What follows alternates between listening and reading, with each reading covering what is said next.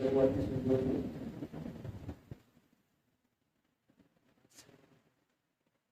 આવે સમય સારું દાખલા છે ધ્યાન બધું દાખલા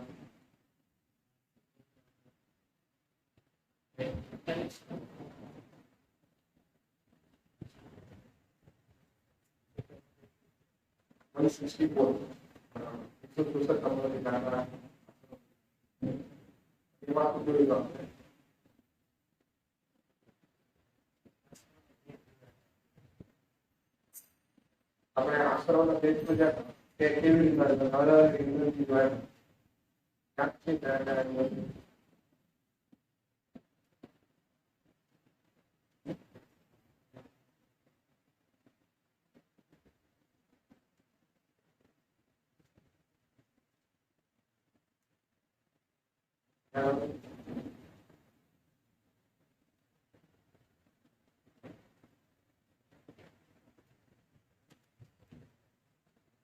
યાદ છે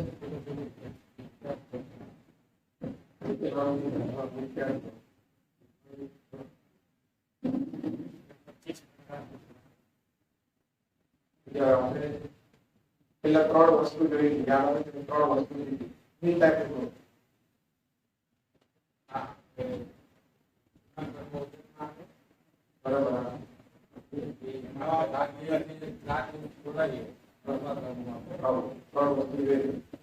પૂર્વકાળમાં ઉદય વર્તમાન જીવના પ્રકારની આદેશ કર્યા અને જીવના પરિણામનું મૂળ કારણ કઈ જોયું હતું 4 ગુના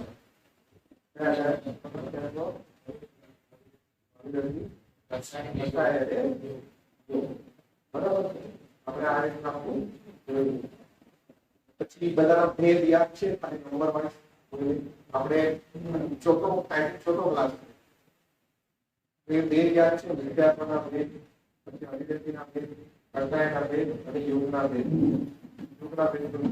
દેખાય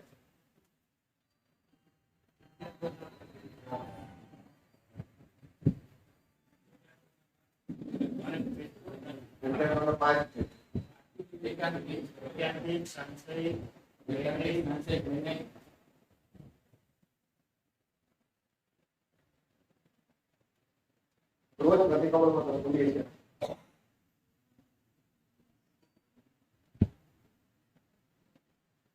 યાદ છે બધી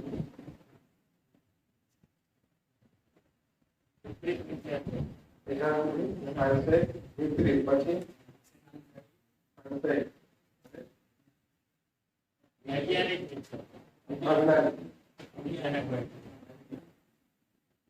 અને લાસ્ટ આ 5 વિદ્યાર્થીઓના પ્રકાર છે બરોબર હવે એવા દરેક નું સ્વરૂપ સરખા નથી એકાંત એટલે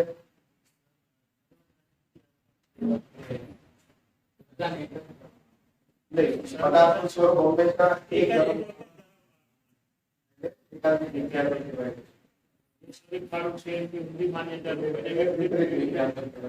સંશય દેખો કે ભાઈ આ ડાઉટ રહ્યો તો એ સંશય બધા ધર્મોમાં બધા ધર્મો પ્રત્યે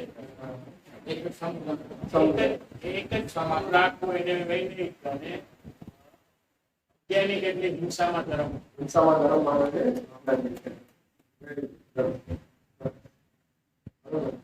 છે વિખ્યાત રાખવાનું કે છોડવાનું છે કેમ છોડવાનું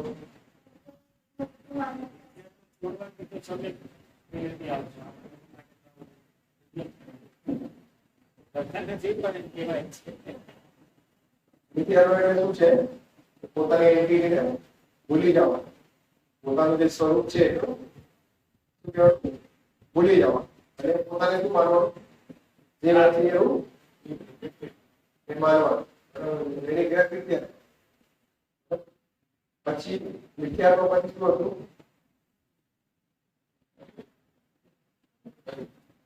અવિરત બરાબર અવિરત કેટલા પ્રકારની હતી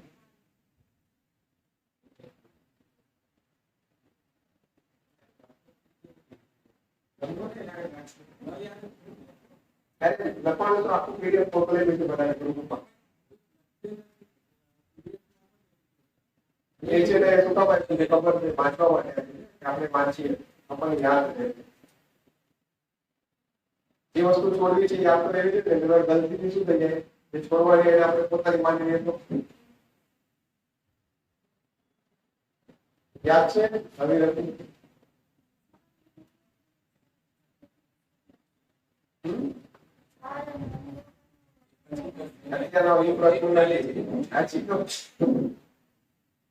કન્સેપ્ટ છે આપણે લઈએ છીએ કન્સેપ્ટ શું રહે આપણે વસ્તુનું થોડુંક સમજીએ ને આપણે આપણા આત્મ સુધી પૂછવા માટે જે છે ને વેદના રસ્તામાં આગળ વધીએ. મેઇન પર્પસ તો જ છે. અવિરતિ કોણ બતાવે આપણે એટલો ગુરુના પ્રવચન સાંભળીએ છીએ એમાં બધા શબ્દ આવતા જ અવિરતિ કષાય એવો ઘણો તો આવતા જ છે. શું તમે સમજાશે કે ગુરુદેવનું પ્રવચન બોલે છે ને અમને તો આ જ અધિકાર છે આશ્રમ અધિકાર પતી ગયો છે. પતી ગયો આશ્રમ અધિકાર યોજના ચાલુ થઈ છે. આશ્રમ અધિકાર પતી ગયો બરોબર. આશ્રમ છે સુધી આપણને ખબર પડે કોઈ નથી ખબર અવિરતિ. ચલો બોલો.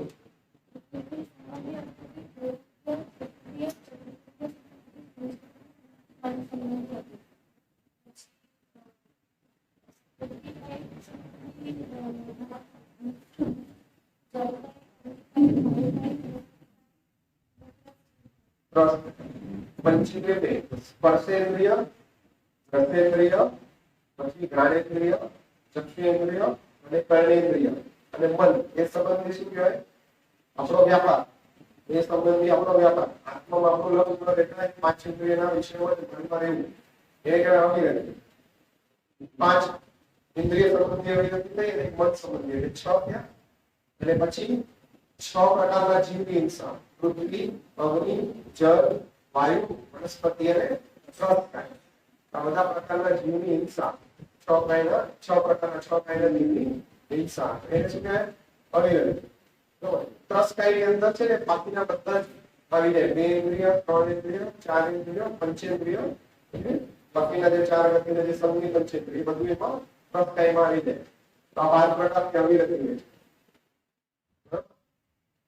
આપણે આજે આટલા પ્રવચનમાં હતું ને કે મિથ્યા તો એવું નથી અને એની પહેલા વ્રત પાડે તો એને શું કીધું છે સર્વજ્ઞ ભગવાને 12 તપને 12 વ્રત થયા.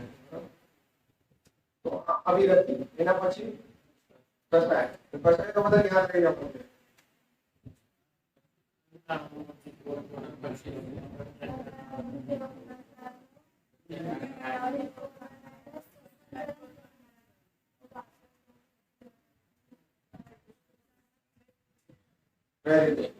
બરાબર. તો આ 25 પ્રકારના કષાય થયા. પછી એના પછી યોગ સામે લખ્યું છે. એના મૂળ કેટલા છે? 3 ભેદ છે. મન યોગ, વચન યોગ અને કાય યોગ. આપણે કરીએ ને મનથી, વચનથી ને કાય. પછી મનના કેટલા ભેદ છે? સત્ય, અસત્ય, ઉભય અને અનુભય. અને આ 4 વસ્તુ શું છે કોણ સમજાવે છે? આપણે ખબર તો હોય કે સત્ય કોને કહેવાય, અસત્ય કોને કહેવાય, ઉભય કોને કહેવાય, અનુભય કોને કહેવાય. તો એ સાઈડમાં કરી દીધું. પ્રશ્ન ચાલે છે. તું સાઈડ છે ને પછી સ્ક્રોલ કરીને લખવું પડે. હમણાં તો તમારો પ્રશ્ન છે. સત્ય અસત્ય ઉભય ને અનુભય કોણ કહે છે?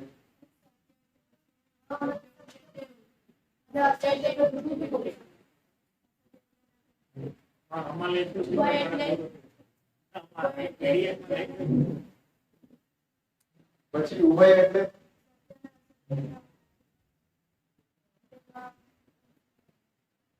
સત્ય અને અસત્ય વચ્ચે કન્ફ્યુઝિંગ. પછી અનુભય એટલે આપણે આખું સમજી બતાવ્યું આપણે ખબર હોય છે સત્ય અસત્ય ઉભય એટલે વસ્તુનું સ્વરૂપ સત્ય રૂપ પણ છે અને વસ્તુનું સ્વરૂપ અસત્ય રૂપ પણ છે. એમાં કન્ફ્યુઝિંગ નહીં કરે. અનુભય એટલે એમાં કન્ફ્યુઝિંગ અનધ્ય કરતા એમાં સત્ય રૂપણ અને અસત્ય રૂપણ નથી. એનો એક્ઝામ્પલ કોઈ દે છે? અનુભાઈ આપણે કોઈનો લીધો તો પ્રશ્ન પણ લીધો યાદ છે અનુભાઈ માટે. અનુભાઈ એટલે કન્ફ્યુઝિંગ વાળું કહેવાય. સત્ય રૂપણ ને અસત્ય રૂપણ ને અલગ જવા છે. એનું એક્ઝામ્પલ પણ કીધું હતું યાદ છે? પ્રશ્ન પણ લીધો યાદ છે. એ અરિયન પ્રવાહની વાણી. અરિયન પ્રવાહની વાણી, અરિયન પ્રવાહને કેટલા યોગ હોય આપણે એ પણ જોયા હતા. સત્ય બન્યો પછી અનુભય બન્યો. સત્ય વચન્યો અનુભય વચન્યો અને બીજા આપણે જોયા હતા એટલા કાર્યોના. તો ભગવાનની વાણી કેવી રીતના અનુભય હશે? ભગવાનની વાણી જે છે નીકળે તો કેવી રીતના નીકળે ભગવાનની વાણી? ઓમ એટલે નિરંતરી, એટલે એમાં કોઈ સ્પષ્ટતા ન હોય, નિરંતરી એટલે એને શું કહેવાય? અનુભય. અને જયારે શ્રોતાના કાનમાં પડે ત્યારે શું થઈ જાય? સત્ય રૂપ થઈ જાય, સત્ય અક્ષર પરિણમી જાય. એટલે સત્ય ભગવાનની વાણીને એટલા માટે કહેવાય કે ભગવાન સત્ય યોગ પણ છે અને અનુભય યોગ પણ છે. અનુભય એટલે શું કે ઓમ ધ્વનિ સુધી ભગવાન એમાં કઈ સ્પષ્ટતા છે? ખાલી ઓમ નીકળ્યો. ભગવાનને આપણે પૂછ્યું કે મારો મોક્ષ ક્યારે છે? તો ભગવાનની વાણી શું આવશે? ઓમ જ આવશે ને. એમનો ઓમ આવ્યો અને મારા મન સુધી કાલે નહીં પડ્યું તો મને ખબર પડી ગઈ કે મારો મોક્ષ આ સમય થવાનો છે. તો એ અક્ષરરૂપ થઈ ગઈ ને. સમજાણું? તો એને અનુભવી. અને બાકીના જે બે ઇન્દ્રિયથી લઈને જે હોય ને, બે ઇન્દ્રિય, ત્રણ ઇન્દ્રિય, ચતુરેન્દ્રિય, પંચેન્દ્રિયમાં અસંગી એ બધા જે હોય ને એ લોકોને પણ આ અનુભવી હોય. એ લોકોને બોલે ને તો એની ભાષા આપણને સમજાય કે નિરક્ષરની ભાષા, એટલે પણ અનુભવી હોય. બાકીના એકેન્દ્રિયના જીવને તો છે વચન છે, એકેન્દ્રિયના જીવને એને તો એક જ ઇન્દ્રિય સ્પર્શ. તો હવે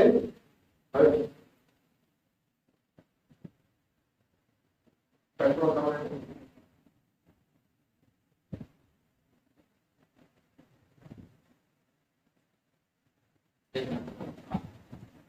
બરાબર. તો મનના કેટલા છે? 4. સત્ય, અસત્ય, ઉભય, અનુભય. પછી વચનના 4. સત્ય, અસત્ય, ઉભય, અનુભય. એના પછી 7 કાયના છે. 7 પ્રકાર. ઔદારિક મિશ્ર, વૈક્રિય મિશ્ર, પછી આહાર મિશ્ર અને કાર્બન કાય યોગ. બરાબર. આ બધાને ખબર છે ને, આપણે દેશમાં સમજાવ્યું. ખ્યાલ છે ને? ઔદારિક મિશ્ર, વૈક્રિય મિશ્ર, પછી આહાર મિશ્ર અને કાર્બન કાય યોગ. ખ્યાલ છે બધાને?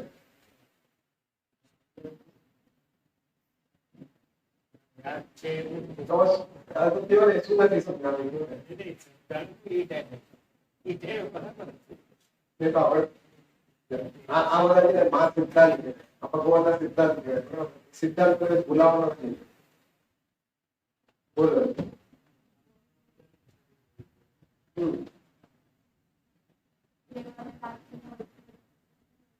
દેવ અને નારકી ને કયું શરીર હોય?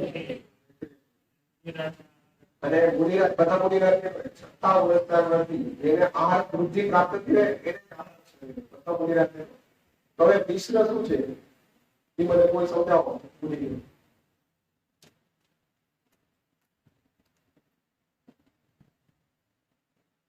મિશ્ર શું છે?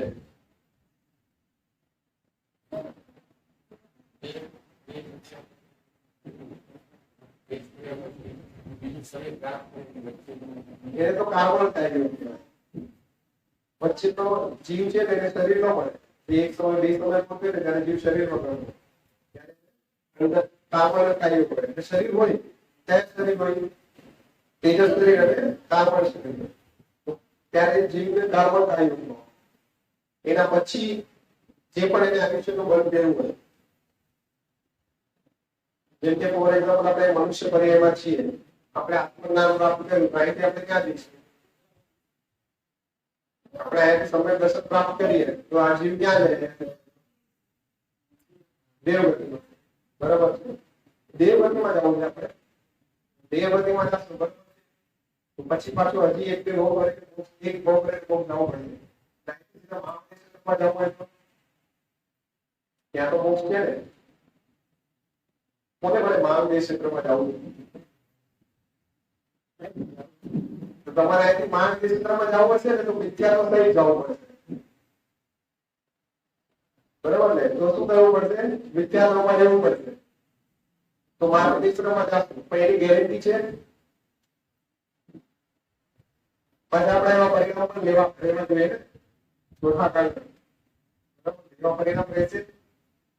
તો આપણે બધા અમુક લોકો એવો વિચારે કે શું એક કામ કરીએ આપણે અહીંથી એવું બને ને કે આપણે અહીંથી સીધા મહામંડળ ક્ષેત્રમાં જશું અને ત્યાંથી સીધા પુરુષાર્થ કરીને મોક્ષમાં વયા જશું. પણ એવું છે તો એનો મતલબ શું છે કે જીવને સમ્યકમાં નથી જોતું, મિથ્યાત્વ સહિત જ રહેવું છે. કેમ કે મિથ્યાત્વ સહિત જ મનુષ્ય થાય, મિથ્યાત્વ સહિત જ મનુષ્યમાં થાય. જો મનુષ્યનું આયુષ્ય પરથી ગયું આપણે અને પછી સમ્યક પ્રાપ્ત કરીએ તો જીવ ક્યાં જાય?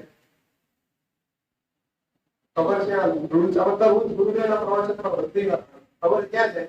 મેં સમજી લો મનુષ્યનું આયુષ્ય બંધ કરી દીધું અને પાછળથી સમ્યક પ્રાપ્ત કરી દીધું. તો જે આયુષ્ય બંધ કરી તો આપણને તો હું ક્યાં મહામંડળ ક્ષેત્રમાં જઈશ? ભોગભૂમિમાં જાય. મનુષ્યનું આયુષ્ય પણ બંધ થઈ ગયું હોય અને પછી સમ્યક દર્શન થાય તો જીવ કર્મભૂમિમાં ન જન્મે, પછી જીવ ભોગભૂમિમાં જાય. પણ અત્યારે એવી વ્યવસ્થા નથી કર્મભૂમિમાં. અત્યારે ભોગભૂમિમાં જાય ને એવા પરિણામ થાય પણ નહીં. એટલે તો બધા નિયમ છે જે અપરિણિત છે, એ સહજ છે, કોઈ બનાવવા નથી. બરાબર? તો આપણે આમાંથી મને કેવો સમજાવ મિશ્રણ હા તો સમજી સ્વર્ગમાં ગયા તો કયું શરીર પડશે? સ્વર્ગમાં જવાનું તો વેક્રિય શરીર પડશે. વેક્રિય શરીર ની પ્રોસેસ માટે ટાઈમ તો લાગશે ને. તો એની પહેલાની જે પ્રોસેસ હોય ને એને વેક્રિય મિશ્રણ કહેવાય. વેક્રિય શરીર મળવા પહેલા જે પ્રોસેસમાં હોય ને એક પર્યાપ્તની પ્રાપ્ત થવાની હોય એટલે એની પહેલાનું જે શરીર હોય ને એને વેક્રિય મિશ્રણ કહેવાય. પૂર્ણ વેક્રિય શરીર તૈયાર નથી તો બધામાં આ સમજી લેવાનું આ પ્રોસેસ. મુનિરાજને ઔદારિક વૃદ્ધિ આહાર વૃદ્ધિ પ્રાપ્ત થઈ તો એને આહાર શરીર માટે પ્રશ્ન ઉઠ્યો. નોર્મલી મુનિરાજને અમુક બે ત્રણ પ્રશ્નો ઉઠે. કાં તો તત્વ સંબંધી કોઈ શંકા એટલે શંકા જેવી શંકા ન હોય, સાત તત્વોમાં કઈ ભૂલ ન હોય પણ કોઈ એવો પ્રશ્ન હોય તત્વ સંબંધી તો એ આહાર શરીરનું પુતળું ભગવાનની દિવ્ય ધ્વનિ સાંભળવા જઈ અને પાછું આવી જાય અંતર્મુખ. અને કાં તો પછી એમને ભગવાનના દર્શનની અભિલાષા હોય તો જ આહાર પુતળું ત્યાં જઈને પાછું આવી જાય. આ બે વસ્તુ એના સિવાય બીજું કઈ એવું ન હોય. એટલે મુનિરાજ તો છઠ્ઠા સાતમા ગુણસ્થાનમાં હોય તો અંતર્મન અંતર્મનમાં છઠ્ઠું ગુણસ્થાન સાતમું સાતમું. જો એ પ્રોસેસમાં છઠ્ઠા સાતમા ગુણસ્થાનનું અંતર્મનમાં જો ન રહે તો પાછું એટલે મુનિ મારું ભ્રષ્ટ થઈ જાય. તો નિયમ છે. બરાબર? તો હવે ખ્યાલ આવો. હવે એના પછી આપણે આગળ શું જોયું હતું? ગુણસ્થાન જોયા હતા. તો ગુણસ્થાનની વ્યાખ્યા પણ દે છે. યાદ છે ગુણસ્થાનની વ્યાખ્યા? તમને બધાને એટલે તો વોટ્સઅપમાં મોકલી દીધું, યાદ કરશો તમે.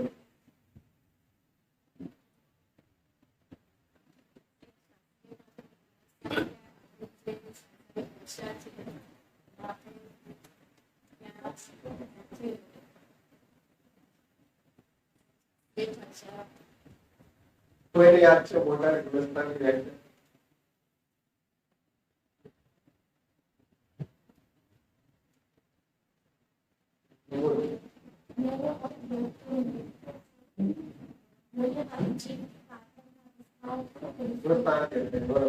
મોહ અને યોગના નિમિત્તથી જીવના ચારિત્ર ગુણમાં અને શ્રદ્ધા ગુણમાં પરિણામોમાં જે તારતમ્યતા હોય ને ચલાવતા એને કહેવાય ગુણસ્થાન. મોહ અને યોગના નિમિત્ત પામીને જીવના શ્રદ્ધા ગુણમાં અને ચારિત્ર ગુણમાં ફેરફાર થતો એને કહેવાય ગુણસ્થાન. ખ્યાલ આવ્યો? તો હવે યાદ રહેશે ને ગુણસ્થાનમાં છે ને ખાલી બે ગુણમાં ફેરફાર થયા કરે છે. એક તો શ્રદ્ધા ગુણમાં અને ચારિત્ર ગુણમાં. એમાં શુદ્ધિની વૃદ્ધિ થતી જાય ને જેમ જેમ જીવ વધતો જશે આગળ એની શુદ્ધિની વૃદ્ધિ થતી જશે. ખ્યાલ આવ્યો? બરાબર છે? ભાઈ આપણે ટોટલ 57 ભેદ જોયા હતા, બરાબર છે? બધા જોયા વગર પણ બોલશે.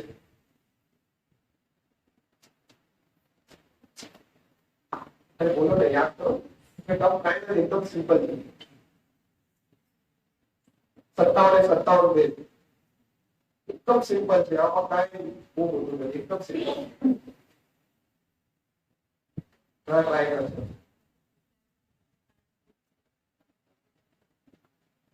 એકાદ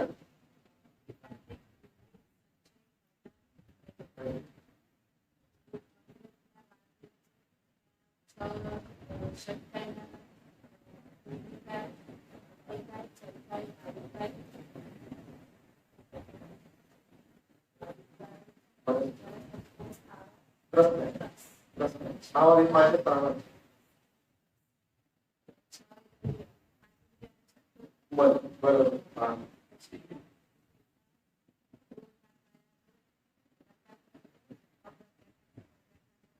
બરોબર, 16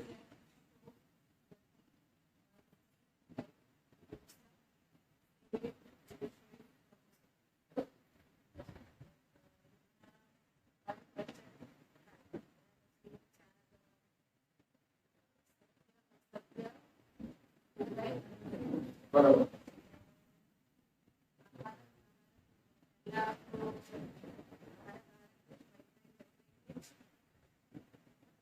તમારું શરીર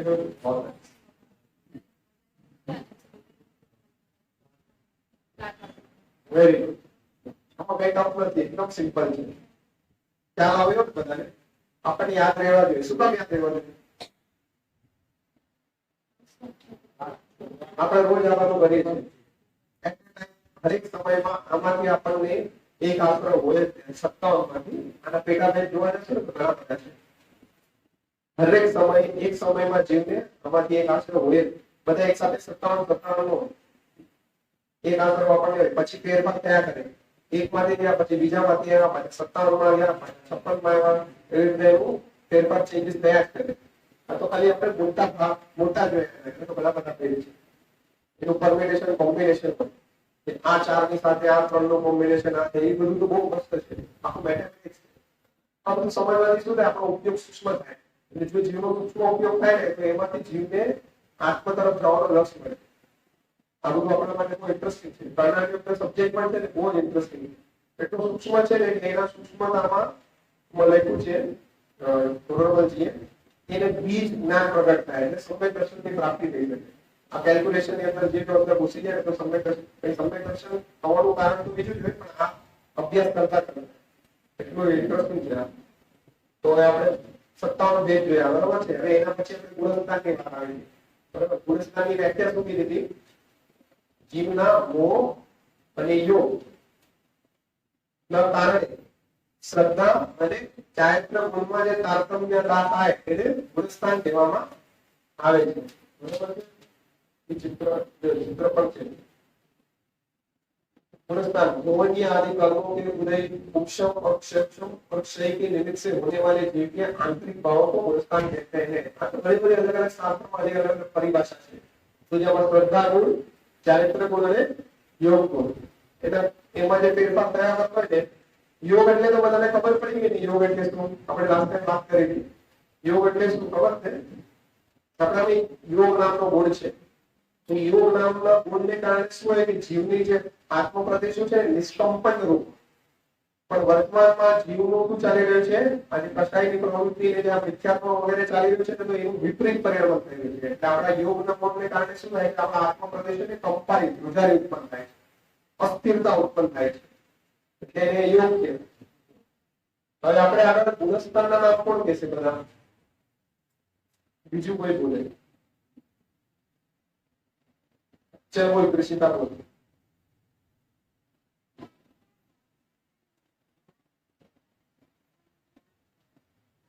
તો ઊભી થઈ જા અને આમ સામે જોશથી બધાને સંભળાય એવી રીતે બોલ.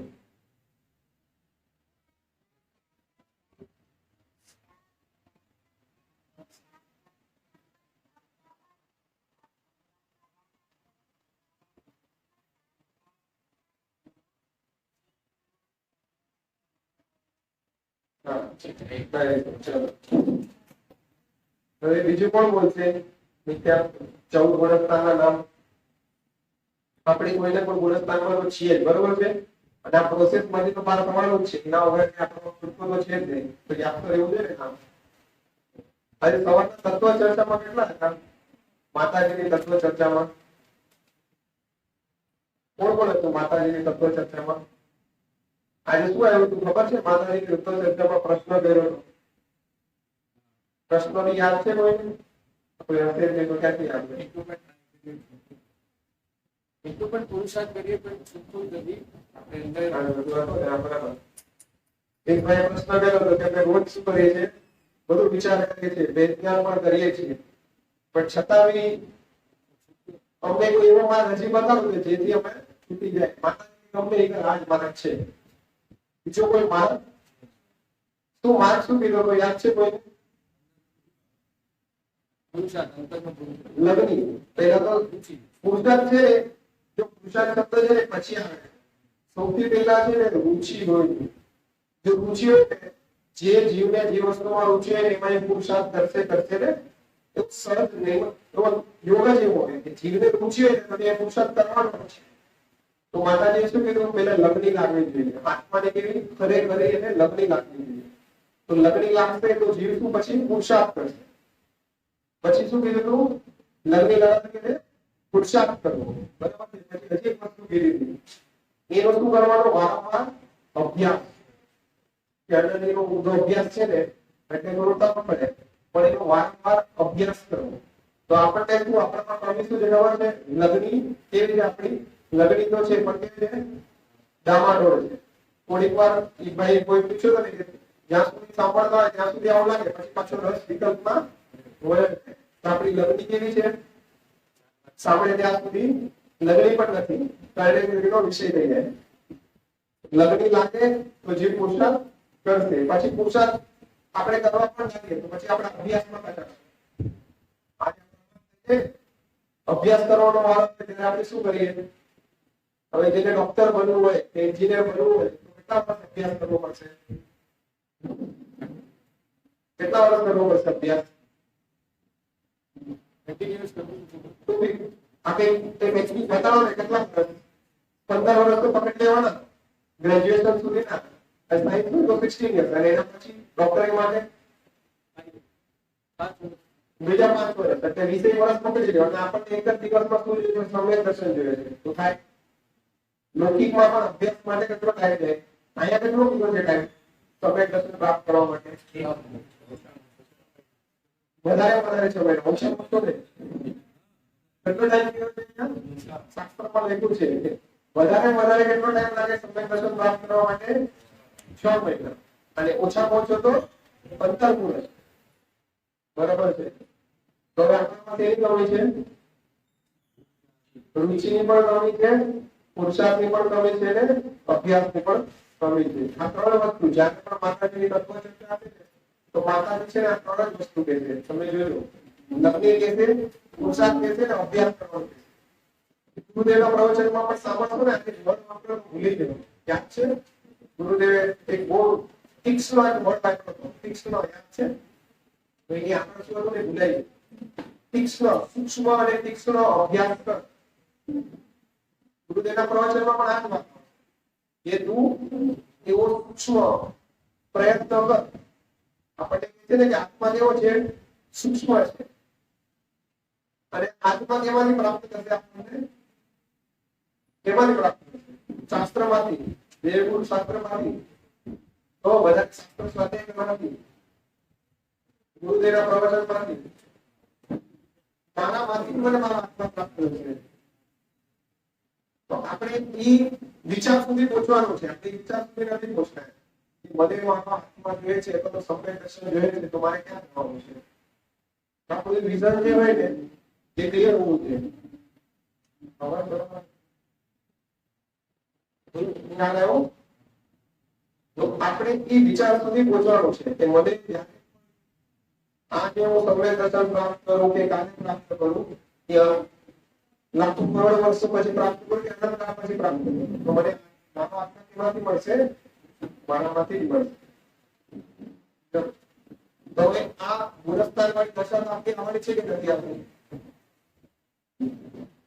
ગુણસ્તરવાળી દશા આપણી આવવાની છે કે નથી આવવાની? હેલો, ગુણસ્તરવાળી દશા આપણી આવવાની છે?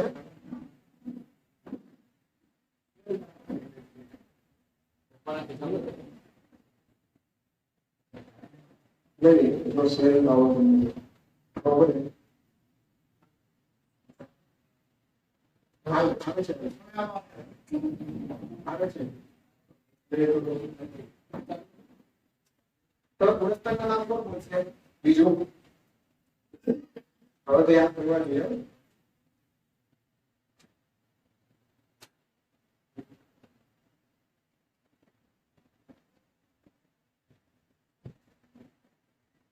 ગુણસ્તરના નામ કોણ બોલશે? યાદ રાખી આપણે.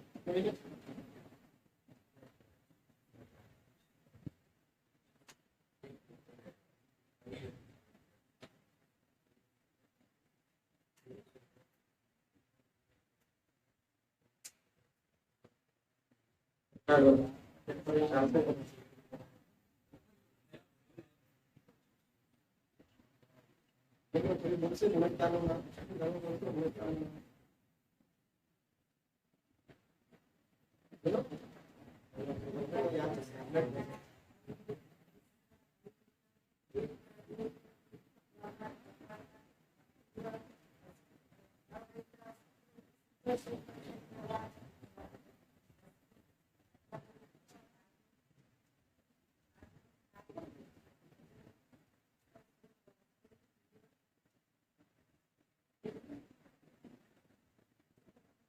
યાદ છે? હજી કોઈને યાદ છે? બેઝિક વસ્તુ છે. આ છે બેઝિક વસ્તુ છે. ગુણસ્તરના નામ આપણે યાદ રહેવા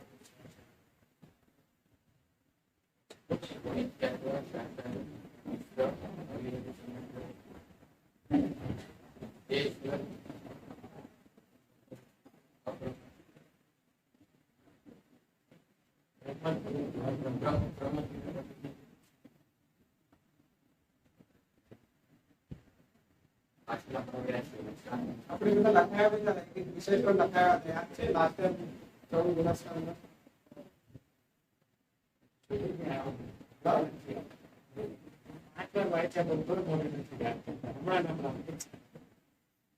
એને યાદ કરવાની વિધિ છે. સૌથી પહેલા કયો ગુણસ્તર હોય? આપણે બધા કયા ગુણસ્તરમાં છે? બરાબર. પછી જીવ કયા ગુણસ્તરમાં જાય? સાસારામાં મિશ્રમાં પણ સૌથી સીધો પછી કયા ગુણસ્તરમાં જાય? અવયવી સમય દ્રષ્ટિમાં જાય. પંચમ ગુણસ્તરમાંથી સ્ત્રાવ થાય અને સાતમા ગુણસ્તરમાં જાય. બરાબર છે. તો વિચારમાં પછી જીવ જાય તો સૌમ્ય લક્ષણમાં જ જાય. કોઈ જીવ જેને વિદ્યાર્થો પેલા પ્રકટ કર્યું હોય એ જીવ બીજા ગુણસ્તરમાં જાય. જેને પેલા સૌમ્ય લક્ષણ પ્રકટ કર્યું હોય એ પાછો ઈ જાય બીજા ગુણસ્તરમાં. આપણે એ વાત નથી. આપણે જો પહેલી વાર આપણે સૌમ્ય લક્ષણ પ્રકટ કરવો હોય તો પહેલાથી જીવ સીધો ક્યાં જાય? ચોથા ગુણસ્તરમાં જાય. બરાબર છે. તો વિદ્યાર્થો પછી ચોથા ગુણસ્તરમાં જાય. પછી ત્યારે લક્ષણ થયું હોય ને તો નિયમથી પહેલી વાર ફરક પડે ઉત્સવ સમય લક્ષણ થાય. ત્યાંથી જીવ ક્યાં જાય? મિશ્ર સમય લક્ષણ. બરાબર છે. મિશ્ર થી પછી કાં તો સીધો પહેલા ગુણસ્તરમાં આવે. બરાબર છે. ત્યાં પછી ચોથા ગુણસ્તરથી સીધો જીવ બીજા ગુણસ્તરમાં પણ આવે. મિશ્ર અને એના પછી સાસા. બરાબર છે. પહેલું જે પહેલું ગુણસ્તર કયું હતું? વિદ્યાર્થ. બીજું ગુણસ્તર કયું છે? સાસા. પછી બીજું ગુણસ્તર મિશ્ર. ચોથું ગુણસ્તર અવિરતિ સમ્યક દ્રષ્ટિ. ચાર યાદ રહી ગયા. સાસાધનનો અર્થ સમજાય લખ્યું છે બધા લખાયું છે. ચૌદ ગુણસ્તરમાં યાદ છે બધા?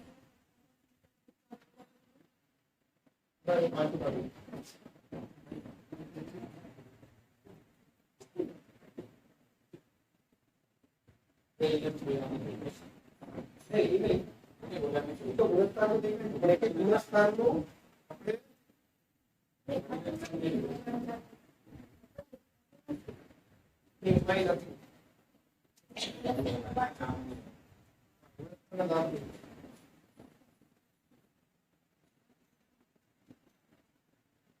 જો મિથ્યાત્વ એટલે શું હતું?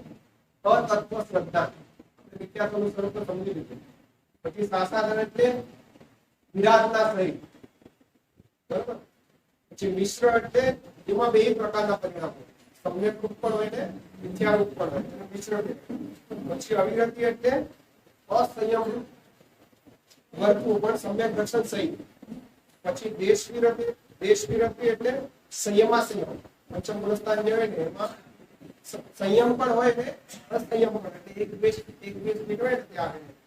પછી પ્રમાદ એટલે શું? પ્રમાદ એટલે શું? પ્રમાદમાં જ છે પ્રમાદ સહિત. આપણે છે ને છઠ્ઠી ગાતા નથી પ્રમાદ જે એક જ્ઞાન ભાવ છે તે રીત શુદ્ધ કષાય ને જે જ્ઞાન તે તો એ જ છે, બરાબર ને. એટલે આત્મા પ્રમાદ ઉત્પન્ન નથી ને અપ્રમાદ ઉત્પન્ન નથી. તો પ્રમાદ એટલે પ્રમાદ રૂપ વર્તવું અને અપ્રમાદ એટલે પ્રમાદ રહિત વર્તવું. પછી અપૂર્વકરણ એટલે જે પૂર્વે કોઈ દિવસ એવા પરિણામ નથી થયા એને અપૂર્વકરણ કહેવાય. અને પછી અનિવૃત્તિકરણ એટલે એની અંદર જ છે જેમાં વિશેષ નિવૃત્તિ રૂપ પરિણામ હોય છે, એને કહેવાય અનિવૃત્તિકરણ. પછી સૂક્ષ્મ સાપરાય એટલે જેમાં કષાયનો નાના સૂક્ષ્મ જે રોગ હોય એ અંદર હોય એને સૂક્ષ્મ સાપરાય કહેવાય. પછી ઉપશાંત મોહ એટલે મોહ છે ને આપણો શાંત ક્ષય નથી થયો પણ બેસી ગયો છે, ઉપશમ પામે છે. ક્ષીણ એટલે મોહ જળ મૂળમાંથી ક્ષીણ થઈ ગયો, એટલે જીવને ત્યારે શું પ્રગટ થઈ જાય? મોહ ક્ષીણ થઈ જાય તો શું પ્રગટ થાય? વિતરાગતા પ્રગટ થાય. પેલા વિતરાગતા પ્રગટ થાય અને પછી કેવળતા થાય. આપણે એ પણ સમજ્યા હતા ને શું કામ એવું? જો અગર પેલા કેવળતા પ્રગટ થઈ ગયો પછી વિતરાગતા થાય તો શું થાય? જો મને પેલા કેવળતા થઈ ગયો અને મને ખબર પડી કે આ જીવ ખોટો છે તો પછી શું થશે? એનો પરિણામ કેવા થશે? રાગ દ્વેષનું પરિણામ થાય ને. તો પેલા શું થાય? વિતરાગતા જ પ્રગટ થાય. ક્રમ પણ એવો જ છે.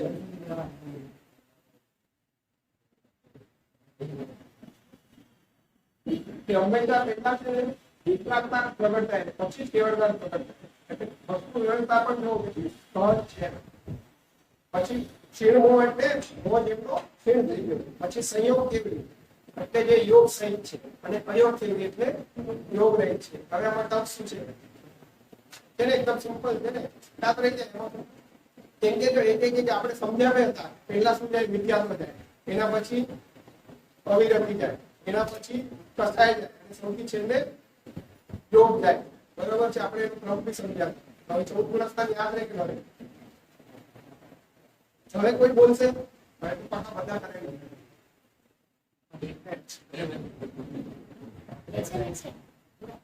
અને આ બધું બેટા તમને લોકોને બધાને પીડીએફ માં આપ્યું છે.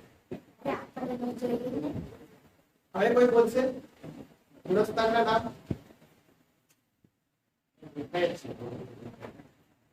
ભલે કે દેખાતા હોય દેખાય વખત બોલો. આ છે ને મોક્ષ માર્ગ છે. આમાં ત્રણેય વસ્તુ છુપાયેલી છે: સંસાર, મોક્ષ માર્ગ અને મોક્ષ. ત્રણેય વસ્તુ છુપાયેલી છે ને.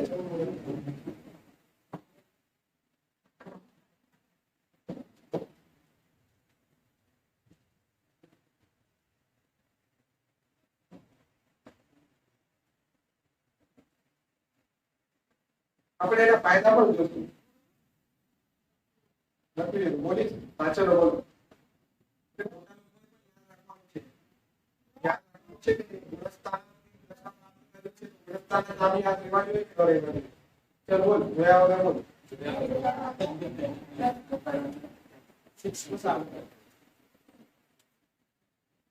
કોઈ નહીં બોલે એટલું બધું આપણે ચોથું લાભ છે ને. પાંચમો છઠ્ઠો હશે આની પહેલા પણ આપણે પુરસ્કારના નામ યાદ કરેલા.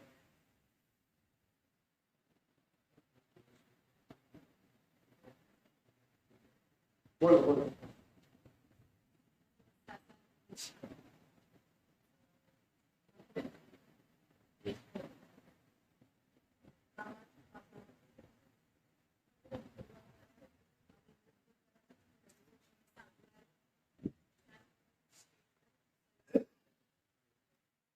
બરાબર છે.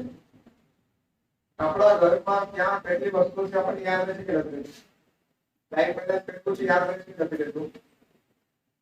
કેટલી પ્રોપર્ટી છે યાદ રહેશે કે નથી રહેતું? 14 પ્રોપર્ટી હોય તો 14 પ્રોપર્ટી યાદ રહે કે નથી? 14 ગુણસ્તર કેમ યાદ નથી? રહે ને બધું યાદ.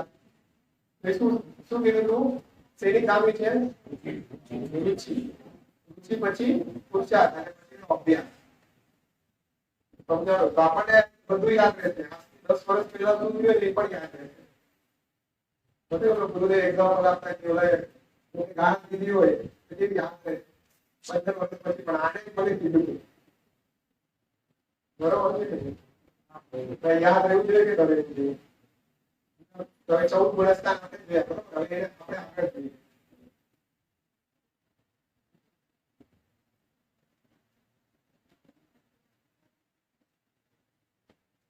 એ 14 ગુણસ્તર જે છે એમાં કયા ગુણસ્તરમાં કયા આપણે કેટલા ભેદ જોયા હતા?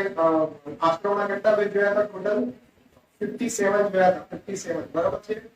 કયા ગુણસ્તરમાં કેટલા આશ્રમ હોય છે આપણે એ પણ જોયું હતું.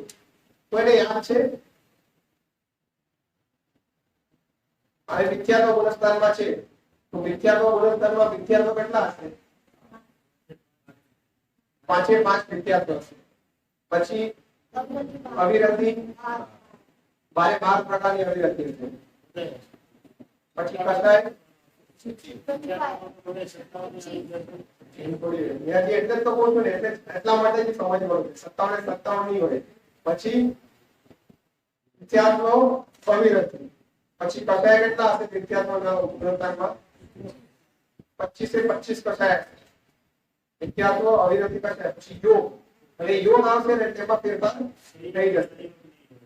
મનના યોગ 4 હશે બધા જીવની અપેક્ષા. બધા જીવની, બધા નાના જીવ એટલે બધા જીવની અપેક્ષા 4 પ્રકારના મન યોગ હશે, 4 પ્રકારના વચન યોગ હશે. એટલે કાય યોગમાં ફેરફાર થઈ જશે. તો કયા બે યોગ ની હોય કાય યોગમાં? કેમ નહીં હોય? કે કોને હોય છે? છઠ્ઠા ગુણસ્તરમાંથી ઉડીરાતે જ હોય. આહારક અને આહારક મિશ્ર યોગ નહીં. બરાબર છે. બાકી બધા પ્રકારના યોગ આપણને હશે. તો કેટલા? 57 માંથી કેટલા છે? 55. બરાબર. હવે પછી બીજું સાસાદન ગુણસ્તર. હવે સાસાદન ગુણસ્તરમાં શું છે? એમાં પણ વિખ્યાત ન હોય. પણ શું છે એમાં? અનંતાનુભૂતિ કસાય હોય છે. બરાબર છે. એટલા માટે વિખ્યાતમાં નહીં પણ શું? અવિરતિ 12 પ્રકારની.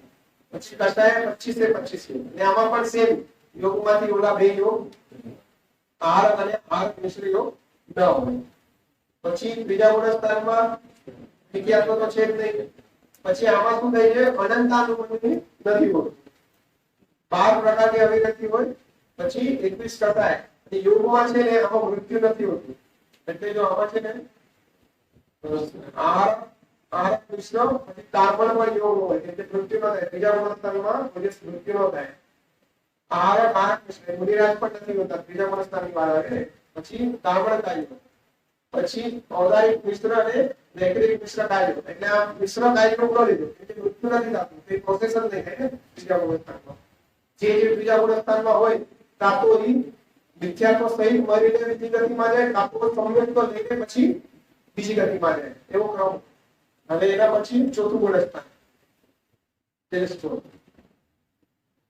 ચોથું ગુણસ્તરમાં શું હશે? શું નહીં હોય? આમાં તો મેં લખી તો દીધું છે. તમે વિચાર કરો તમારે. ચોથું ગુણસ્તર છે વિખ્યાતો હશે. કસાયમાંથી શું નહીં હોય? અનંતાનુભૂતિ નહીં હોય. તો કેટલા કસાય બેઠા? 4 વયા ગયા 25 માંથી. તો કેટલા કસાય બેઠા? 21. પછી અવિરતિ છે તો 12 પ્રકારની અવિરતિ હશે કે નહીં હોય? એમને 12 પ્રકારની હિંસા હોય. બરાબર. પછી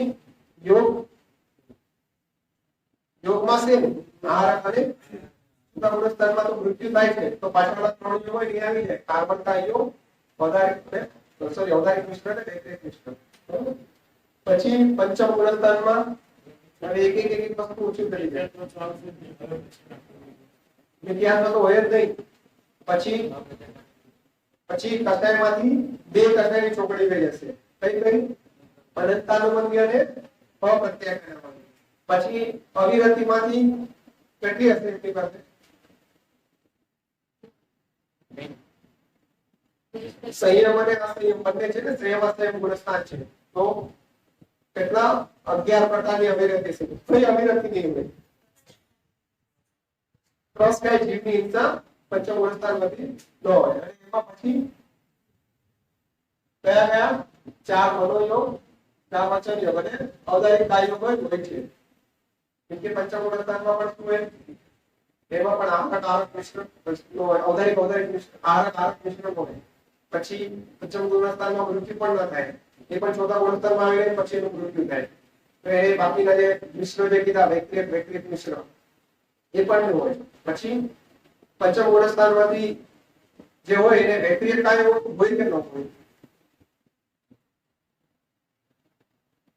પંચમ ગુણસ્થાન વાળા જીવને વૈક્રિક કાયયોગ હોય કે ન હોય? વૈક્રિક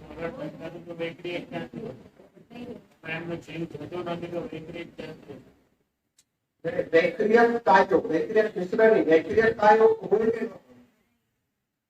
ન હોય તો એનું રીઝન બતાવો. વૈક્રિક શરીર શ્રાવક મનુષ્ય દેવગતિમાં છે ને. વૈક્રિક તો નારકી ને જો બસ મારે આ જ આન્સર જોઈતો, એકદમ પરફેક્ટ. વૈક્રિક કેટલો હોય? કેમ કે પંચમ ગુણસ્થાનમાંથી કોણ હોય? શ્રાવક તિર્યકના જીવ હોય, મનુષ્યના જીવ. બરોબર છે? મનુષ્યના જીવ અને તિર્યકના જીવમાં જ પંચમ ગુણસ્થાન છે. સ્વર્ગમાં અને નરકમાં પંચમ ગુણસ્થાન હોતું નથી. એટલે એમને વૈક્રિક કાયયોગ પણ નહીં હોય. બરોબર છે? ખ્યાલ આવ્યો? હવે એના પછી છઠ્ઠું કયું છે? પ્રવૃત્તિ રતિ. હવે એમાં જો બે ઉડી ગયા હોય, કયું ઉડી ગયું?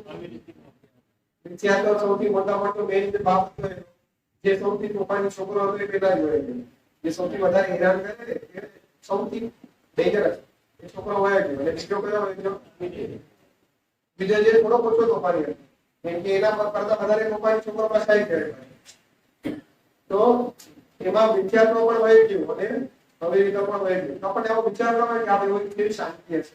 એ વિચાર આવે આ સાંભળે ત્યારે આપણને વિચારો કે કેવી રિલેક્સ.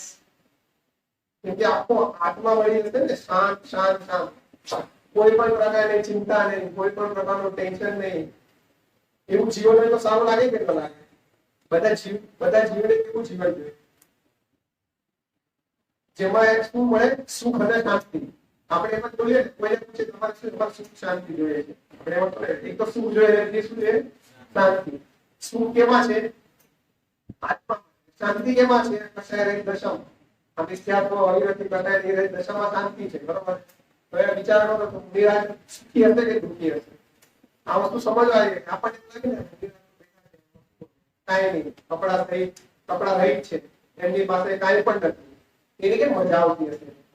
આપણે ભવિષ્યમાં નિરાશ થવું છે તો બધે જો વિચાર આવે આવું હશે જંગલ. બરોબર છે? પછી કેવું હશે? જંગલમાં કોઈ નહીં, ખાવાની પણ ચિંતા આપણને થાય ને. અત્યારના સવારની લેડીઝ લોકોને સવારની રસોઈ પતી હોય તો સાંજની રસોઈની ચિંતા હોય કે સાંજે શું બનાવવું. તો મુનિરાજને ખાવાની ચિંતા નહીં, પીવાની ચિંતા નહીં, ઘર નહીં. એ સુખી હશે કે દુઃખી હશે? ઘર નહીં હોય, કાંઈ કપડા નહીં, દુઃખી. કોણ બોલ્યું દુઃખી? કોણ બોલ્યું દુઃખી? મુનિરાજ સુખી હોય કે દુઃખી હોય? શું કામ સુખી છે? બે વસ્તુ છે, અસ્થિતિ અને નાસ્તિતિ. વિચારે તો નાસ્તિતિ જોઈએ આપણે આ બે વસ્તુ નાસ્તિતિ જોઈ. કઈ જોઈ કે મિથ્યાત્વ ને અવિરતિ નથી. કોઈ પણ પાંચ ઇન્દ્રિયના વિષયમાં એનો ઉપયોગ છે જ નહીં. એ પાંચ ઇન્દ્રિયના વિષયમાં આપણને સુખ લાગે છે કે દુઃખ લાગે છે? એમાં વાસ્તવમાં સુખ છે એ તો સાંભળ્યું છે એટલે આપણે બોલીએ છીએ. આપણને ફીલ થાય છે એ તો શાસ્ત્રમાં વાંચેલું પણ આપણને પાંચ ઇન્દ્રિયના વિષયમાં દુઃખ લાગતું હોય તો તો કેમ દુઃખ નથી લાગતું? એટલે એ રસ કંઈક છે ને ટાઈપ તો છે ને એ તો સમજવાનો છે ને એક ગ્રુપ નથી લાગતો એક ગ્રુપ પાંચ ઇન્દ્રિય વિષયમાં ગ્રુપ છે તમને ખ્યાલ હોય તો આપણે સૌથી પહેલો મોક્ષના પ્રકાશકનો ક્લાસ આપણે કરેલો હતો ફર્સ્ટ ટાઈમ જ્યારે સ્ટડી કરી હતી ને ત્યારે એમાં બતાવ્યું યાદ આવે છે મોક્ષના પ્રકાશક કોઈ પણ વાંચ્યો છે કેટલી વાર વાંચ્યો છે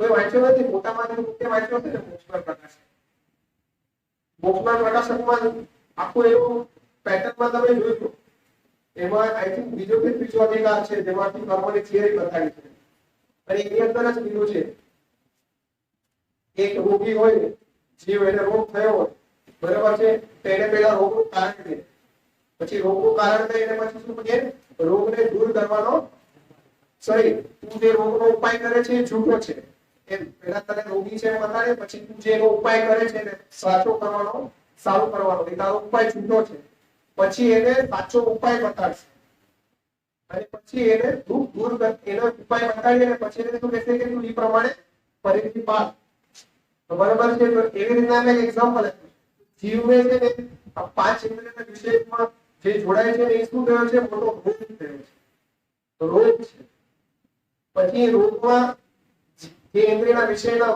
રોગમાં એટલે તમને કહે ને કે એમાં રોગ થયો તો હવે જીવનો ઉપાય શું કરે છે તમને કોઈ પણ સ્પર્શ ઇન્દ્રિયનો વિષય આવે રસ ઇન્દ્રિયનો વિષય આવે તેનો ઉપાય શું કરશે જીવ ખોટો ઉપાય કરશે ને તમને ખંજવાળ આવે હાથમાં તેનો ઉપાય શું છે ખંજવાળવું આપણે એનો ઉપાય શું કરીએ ખંજવાળવું એનો ઉપાય છે સાચો તેનો સાચો ઉપાય શું છે ડોક્ટર પાસે જઈને ડોક્ટર શું કહે છે ભલો તો આપણને સ્પર્શ ઇન્દ્રિયનો તીવ્ર ઈચ્છા થઈ તો જીવ શું કરશે સ્પર્શ ઇન્દ્રિયના સબ્જેક્ટ ગોતવા જશે પછી રસ ઇન્દ્રિય તો શું કરશે જીવ એનો ઉપાય શું કરશે જીવ રસ ઇન્દ્રિયના સબ્જેક્ટને ગોતવા જશે એ રીતના હરેક ઇન્દ્રિયના વિષયમાં ઈ ગોતવા જશે સબ્જેક્ટ પછી સબ્જેક્ટ આપણને મળી ગયું જે પણ ફોર એક્ઝામ્પલ બહુ ભૂખ લાગી ખાવાનું મળી ગયું તો પછી તો શું પ્રાપ્ત થવું જોઈએ તો આપણને શું પ્રાપ્ત થાય છે પછી 2-3 કલાક પછી પાછી ભૂખ લાગે છે કે નથી લાગતી તો એ શું પ્રૂવ કરે છે કે ભાઈ તને છે ને આ રોગ થયો છે તારો જે ઉપાય છે ને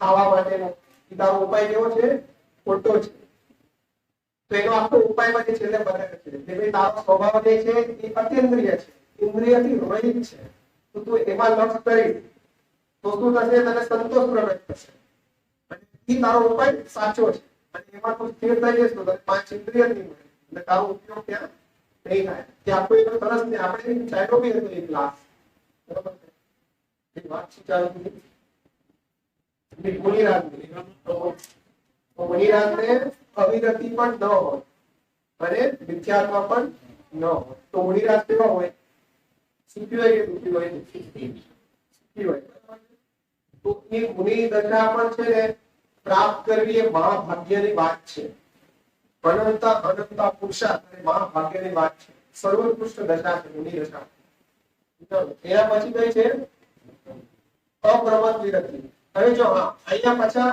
છઠ્ઠા પુરસ્કારમાં બીજા બે યોગ પાછા આવી ગયા કયા આવી ગયા છે આહાર અને આહાર મિશ્ર આવી ગયા કે છઠ્ઠા પુરસ્કારમાંથી મુનિરાજ જ જઈ શકે તો આહાર અને આહાર મિશ્ર એના પછી અપ્રમત્ત વિરતિ તો એમાં પાછા અપ્રમત્ત વિરતિમાં શું થયું એ બે નીકળી ગયા આહાર અને આહાર મિશ્ર અને પુરસ્કારમાં છે મૃત્યુ થતું નથી કેમ કે આ બધા ગુણસ્થાનમાં પણ જીવે તો પછી ચોથા ગુણસ્થાનમાં આવીને પછી જ મૃત્યુ થાય છતાં ગુણસ્થાનથી કોઈ દિવસ મૃત્યુ ન થાય તો એ જો ઓદારિક મિશ્ર વૈક્રિક મિશ્ર અને કાર્બન કાયદો એટલે વેક્રિએટ ને વેક્રિએટ કાયદો કેમ ન હોય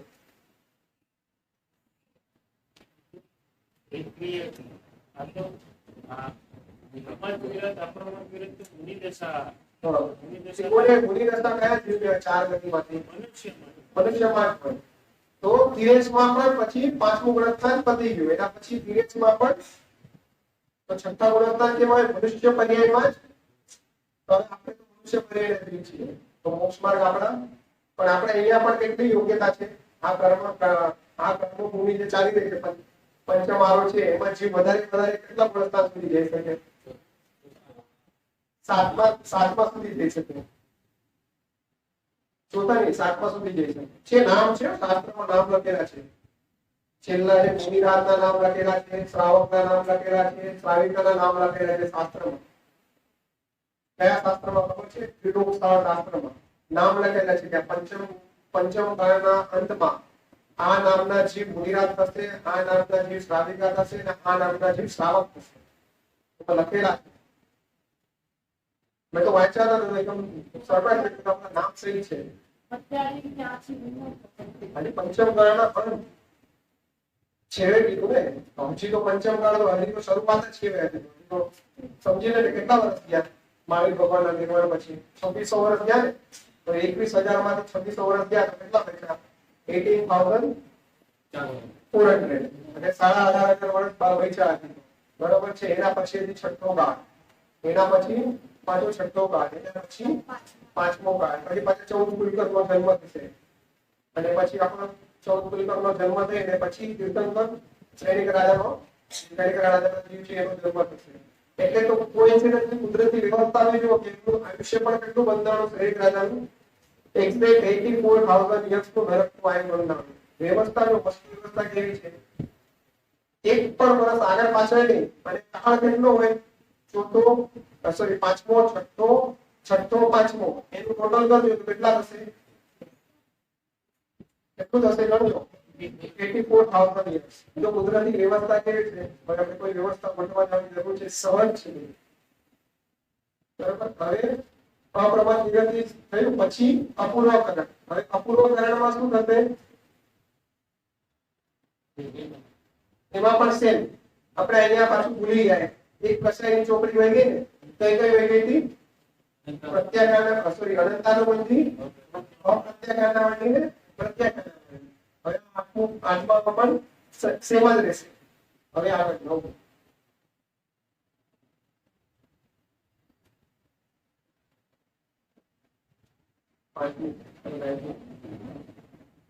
પછી અનિવૃત્તિકરણમાં જો હવે નવું પુનઃસ્થાન એવું છે ને કે ધીરે ધીરે કરીને કટાયોમાંથી એક ઓછું થતું જશે.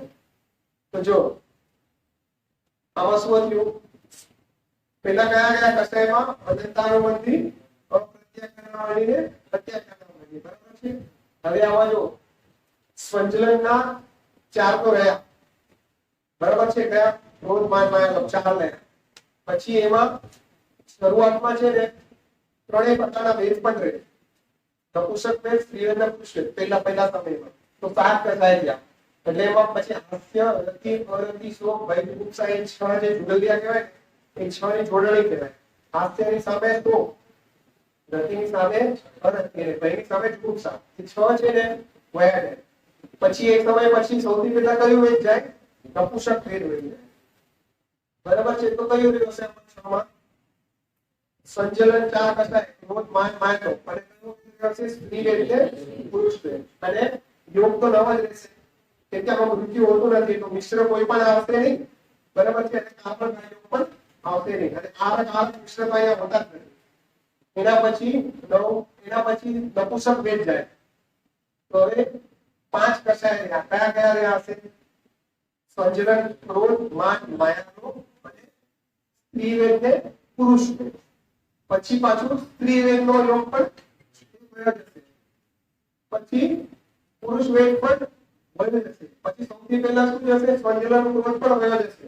એક સમયમાં એક કસાય ઓછો થતું જાય. એટલે એને અંતર્મુહૂર્ત કહેવાય. અંતર્મુહૂર્તમાં એક ઓછું થતું જાય. પછી માન વહી જશે. પછી માયા વહી જશે. એટલે કેટલા રહ્યા? ખાલી એક જ કસાય રહેશે. કયો? સંજલન, લોભ અને બાકી 9 પ્રકારના યોગ. મિથ્યાત્વ નહીં, અવિરતિ નહીં. 4 मन योग, 4 वचन योग और औदारिक काय योग है. बराबर. એટલે આ યોગમાં 9 જે આવે ને 4 મનના યોગ, 4 વચનના યોગ અને દશના કઈ હોય? મુનિરાજનું કોઈ જીવ શરીર હોય, ઔદારિક શરીર જ હોય. એટલે બીજા કોઈ પણ પ્રકારના કાર્યો હશે નહીં. ખ્યાલ આવ્યો? આ એના પછી 10મો શું છે? સૂક્ષ્મ સાપરાય. એટલે એમાં બાદલ લોક નહીં પણ સૂક્ષ્મ લોક. બાદલ એટલે આપણને દેખાય છે અને સૂક્ષ્મ લોક. તો એ સૂક્ષ્મ લોક હશે 10મા અવસ્થાના અંત સુધી. અને પછી યોગ, પછી ઉક્ષાટમો. એમાં પણ એ પછી શું થઈ જાય? લોક પણ વયો જશે. હા, એટલે લોક પણ વયો જશે. ત્યાં લોક કસાય, લોક પણ વયો જશે. 9 યોગ રહેશે. 9 યોગ કયા? મનના 4, વચનના 4 અને જે 11મા ગુણસ્થાનમાંથી કયો જીવ હશે? મનુષ્યનો જીવ હશે. એટલે શરીર કયું હશે? ઔદારિક. એટલે ઔદારિક કાર્યો હશે. એટલે નવ સમજાય ને? પછી 12મા પણ સેમ છે. એમાં તો શું થશે? એમાં તો સંપૂર્ણ કસાય ક્ષય થઈ જશે. અહીંયા 9મા ગુણસ્થાનમાં તો ઉપશાન એટલે હજી ક્ષય નથી થયા, પણ એ સત્તામાં પ્રકૃતિઓ પડી છે, પણ એનો ક્ષય નથી થયો. પણ અહીંયા 12માં એ પણ ક્ષય થઈ જશે. આમાં આનંદ નથી આવતો. આપણે એક કે આમાં આનંદ આવવો જોઈએ ને કે આપણે એક શું કહેવાય સારી વસ્તુ થતી જાય છે, લાભ થાય છે કે એક પ્રત્યે કેટલા 57 હતા. ધીરે ધીરે ધીરે કરીને જે 57 જે આપણે હેરાન કરતા હતા, એક દુશ્મન હોયો ગયો. અથવા તો એક શું કહેવાય અશુભ વસ્તુ કહેવાય. શું છે? અશુભ વસ્તુ કહેવાય. એટલે અશુભ એટલે તો આનંદની વાત ન હોય. એક વસ્તુ ધીરે ધીરે જતી જાય છે અને આપણે પ્યોર કરતો જાય છે. આત્મા પ્યોરિટી આવે છે ને, આ શુદ્ધિની વૃદ્ધિ, આ એની પ્રોસેસ છે. આજે આપણો અધિકાર ચાલે છે ને એમાં એ છે શુદ્ધિની વૃદ્ધિ. પહેલા આશ્રવ અધિકાર થયો છે, એના પછી સમોર અધિકાર થયો છે, અને પછી નિર્જરા, અને નિર્જરા પછી મોક્ષ. તો આ એની પ્રોસેસ છે. તો આ એક નિર્જરા થતી ગઈ. સૌથી પહેલા વિદ્યાત્મક ગયું, અભિયતિ ગઈ, પછી કસાય પણ ગયા. યોગ કેવા છે? બળેલી રસ્સી હોય કે બાંધવામાં કામ આવે. અત્યારે એનું કેવું છે કામ? બળેલી રસ્સી સમાન કઈ ઉદયમાં આવશે તો આપણને કઈ હેરાન થશે નહીં. જેમ કે મેન હેરાન કરવા વાળી કઈ મેન વસ્તુ જે હતી બે વાય ગઈ, વિદ્યાર્થી કસાય વયા ગયા. પછી સંયોગ કેવડી. તો સંયોગ કેવડીમાં 7 પ્રકારના યોગ છે. એ પણ આપણે સમજાવ્યું એમાં 7 કેમ થયા. તો મનના તો 2 છે, કેમ કે એમને અસત્ય નો હોય અને ઉભય નો. પછી વચનમાં પણ અસત્ય નો હોય ને ઉભય નો હોય. એટલે અનુભય આપણે સમજ્યો હતો હરિહર ભગવાનને ઓમ ધ્વનિ છૂટે કેવી હોય? અનુભય હોય. તો સમજાવ્યું હતું ને આપણે પહેલા સમજાવ્યું અનુભય ભગવાનની વાણી ઓમ છૂટે. તો એમાં ક્લિયરિટી નથી, પણ જેવી શ્રોતાના કાનમાં પડે તો એ સત્યનું પરિણમી જાય. બરાબર છે? તો 2 મનના 2 વચનના. પછી એમાં ઔદારિક મિશ્ર અને કાર્બન કાર્યો. હવે કેવી રીતના હશે?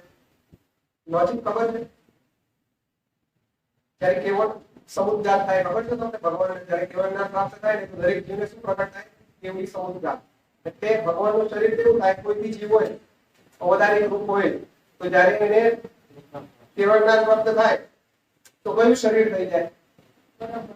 પરમ ઔદારિક શરીર થઈ જાય. તો આપણું જે ઔદારિક શરીર હોય એની પ્રોસેસ થાય છે પરમ ઔદારિક ની.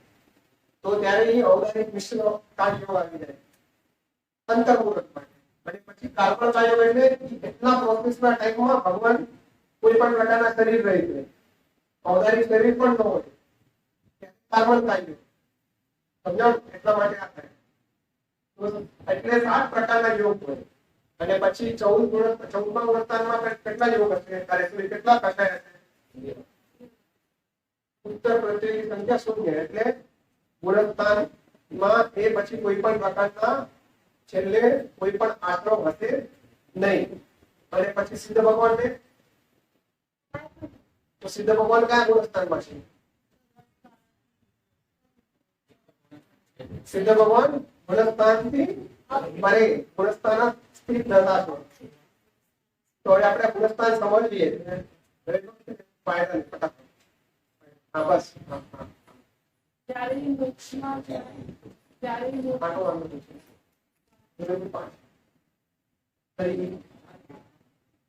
જો હવે આપણે ગુણસ્થાન સમજીએ તો એના ફાયદા શું છે? ત્યારે મોક્ષમાં જાય તો એ સમય એ પહેલા એમ કે આગળની પ્રોબ્લેમ થઈ ગઈ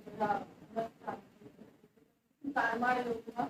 એટલે એ પહેલા અહીંયા જ હોય એ પહેલા 14મા ગુણસ્થાન શું છે? અયોગ કહેવાય. તો ત્યાં શરીર હોય જ નહીં. તમારા યોગ બધા હોય કોઈ પણ પ્રકારનું શરીર નથી. 13મા ગુણસ્થાનમાં છેલ્લે ઔદારિક શરીર હતું, પરમ ઔદારિક શરીર. પછી 14 ગુણસ્થાન થયું તો શરીર બી છૂટી ગયું. કેટલા 5 અક્ષર કે છે ને એટલું બોલે એટલા સમય 14 ગુણસ્થાન હોય પછી સીધા સિદ્ધ દશા. કેવળ જ્ઞાન હોય ત્યારે તો ભગવાનનું શરીર છે. કર્મ આવે બંધાય નહીં, આવીને કરી જાય, આવીને કરી જાય, આવીને કરી જાય. તે સમયે કર્મ એટલે હજી તો એનો પૂર્ણ દશા પ્રાપ્ત નથી થઈ ને, સિદ્ધ દશાનો નહીં થઈ ને, એટલે એના કર્મ પણ આવે ને શુભ પરિણમીને કરી દે. હા એટલે કરી દે.